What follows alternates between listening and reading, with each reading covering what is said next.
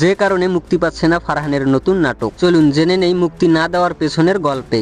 আর হ্যাঁ, আপনি যদি নতুন হয়ে থাকেন তাহলে অবশ্যই চ্যানেলটিকে সাবস্ক্রাইব করবেন এবং দেখতে দেখতে ভিডিওতে লাইক দিয়ে শুরু করা যাক।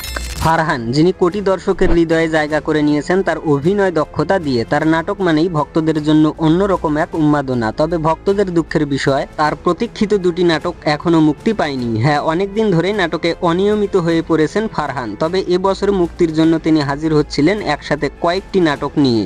এর মধ্যে দুটি নাটকের মুক্তির কথা ছিল, কিন্তু শেষ পর্যন্ত তা হয়নি। প্রথমটি হলো মহিদুল মহিম পরিচালিত রূপসী স্টুডিও। এই নাটকটি মুক্তি পাওয়ার কথা ছিল গত কোরবানি ঈদে। দর্শকরাও অধীর আগ্রহে অপেক্ষা করেছিলেন, কিন্তু শেষ পর্যন্ত নাটকটি মুক্তি দেওয়া হয়নি।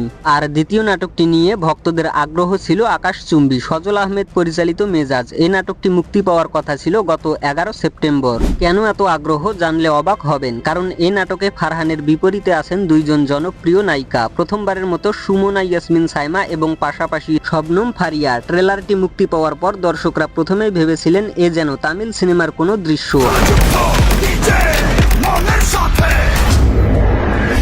আর সেখান থেকেই নাটকটি ঘিরে প্রত্যাশা ছড়িয়ে পড়ে। ফারহানকেও দেখা গেছে একেবারে নতুন চরিত্রে, যা নিয়ে ভক্তদের উচ্ছ্বাস ছিল চোখে পড়ার মতো। কিন্তু হঠাৎ করেই নাটকটি মুক্তি বন্ধ হয়ে যায়। নাটকের টিম তাদের অফিসিয়াল বার্তায় জানায় কিছু অনাকাঙ্ক্ষিত কারণে নাটকটি সময় মতো মুক্তি দেওয়া সম্ভব হয়নি। তবে দেরি হচ্ছে ভালো কিছুর জন্যই। খুব শীঘ্রই দর্শকদের সামনে নিয়ে আসছে আরো বড় চমক।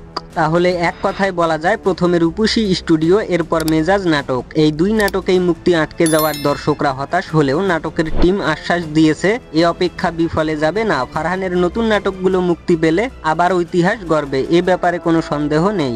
আপনারা কি মনে করেন, ফারহানের আসন্ন নাটকগুলো দর্শকদের প্রত্যাশা পূরণ করতে পারবে? কমেন্টে জানাতে ভুলবেন না। ভিডিওটি ভালো লাগলে লাইক দিন এবং ফারহানের সকল আপডেট পেতে চ্যানেলটিকে সাবস্ক্রাইব করে পাশেই থাকবেন। ধন্যবাদ।